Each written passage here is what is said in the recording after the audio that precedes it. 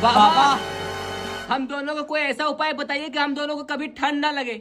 इसका उपाय दो है बच्चा, लेकिन ये दोनों में से तुमको एक चुनना पड़ेगा। पहला 20 साल की तपस्या और दूसरा अदरक वाली चाय। बताओ तुमको क्या चाहिए। इस साल 20 साल की तपस्या कौन करेगा?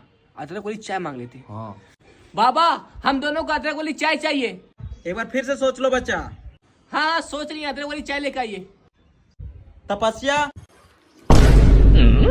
2 अदरक वाली चाय लेके आओ। अच्छा जी, अभी लाई। आयो रे माँ।